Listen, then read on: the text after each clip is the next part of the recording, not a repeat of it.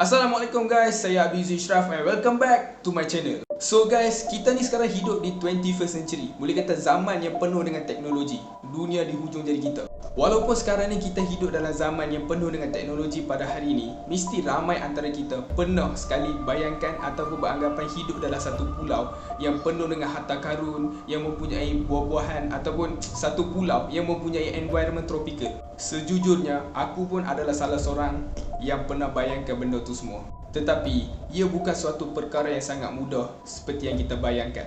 Cuba membayangkan satu senario yang aku beritahu sekarang ni. Hampa sekarang ni hidup dalam satu pulau yang terdapat satu hospital kosong yang ditinggalkan macam tu saja, dan terumbu karang yang misteri dan juga haiwan yang liar yang tidak ramah di pulau tersebut. Haiwan liar, contohnya, ada someone tu sekarang ni berhadapan dengan 5 ekor ular dalam pulau tu beberapa meter sahaja dalam satu masa. So bila kita dengar pun dah rasa seram kan. What if pulau macam tu memang betul wujud pada hari ini? So dalam video hari ini aku akan cerita tentang 5 buah pulau yang sangat pelik dan juga yang dipenuhi dengan misteri. Jom kita masuk dalam video.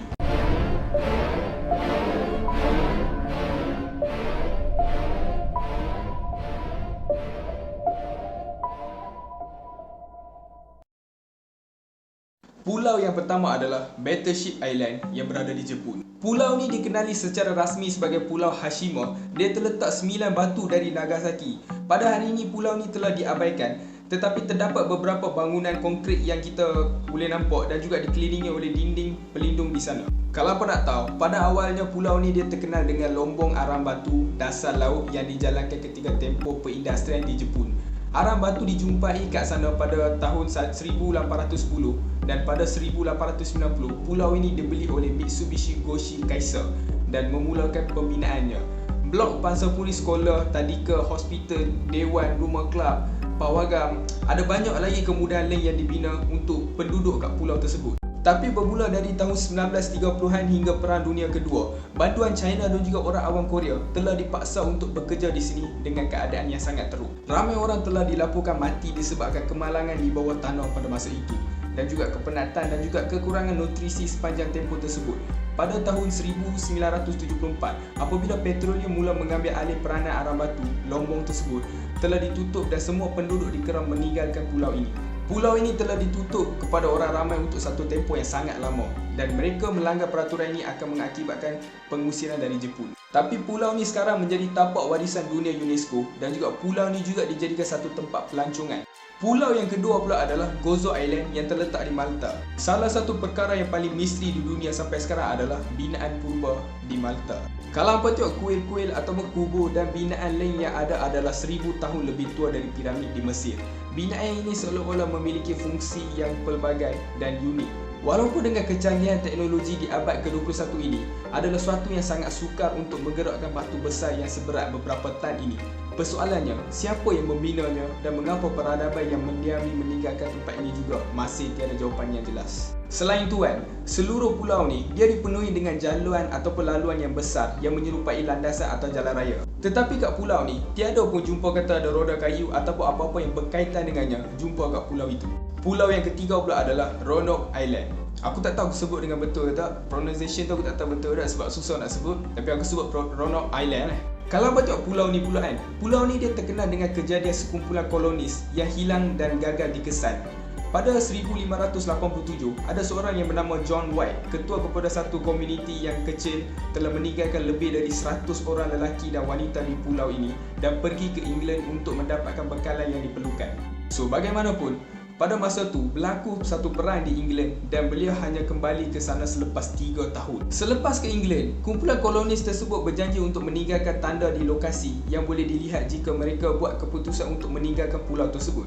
Tetapi ketika beliau kembali, John White dia berjumpai perkataan Crossroad diukir pada jaring pagar di sekeliling kampung itu, dan huruf-huruf CRO diukir pada pokok yang berdekatan dan merupakan singkatan kepada perkataan tersebut.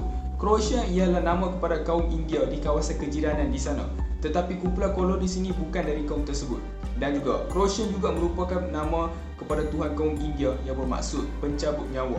Kemungkinan yang terjadi adalah kumpulan kolonis ini telah menjadi korban kepada ritual tersebut. Dan peristiwa ini telah menjadi satu plot untuk beberapa karya sastra. Dan juga terdapat lagi satu teori kata Croatia ini adalah satu jenis virus yang tidak dapat diubati. Pulau yang keempat pula adalah Islands of the Dolls. So, pulau ni mungkin antara hampa ramai yang tahu dan mesti ada yang ramai pernah dengar. Bagi aku, pulau ni dia agak terkenal di kalangan penggemar yang sesuatu yang sangat unik.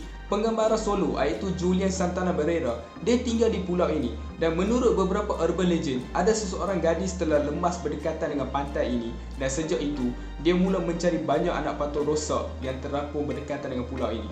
Julian dia memakaikan pakaian dan menggantung patung-patung ini di atas pokok sebagai tanda hormat melindungi dirinya daripada jin dan syaitan dan cuba untuk menenangkan rohnya gadis tersebut. Dia telah mengumpulkan patung-patung yang menakutkan ini selama 50 tahun dan dia sendiri telah mati lemas. Dan ramai yang mengatakan dia telah lemas di tempat yang sama di mana dia menjumpai tubuh gadis tersebut pada beberapa abad sebelum itu.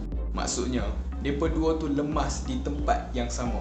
Dan pulau yang kelima pula adalah The Land of No Return Island. Nama dia pun dah cukup menggerunkan kan. Nama pulau ni dalam bahasa Kazakhstan ialah Barsa Camps yang bermaksud The Land of No Return.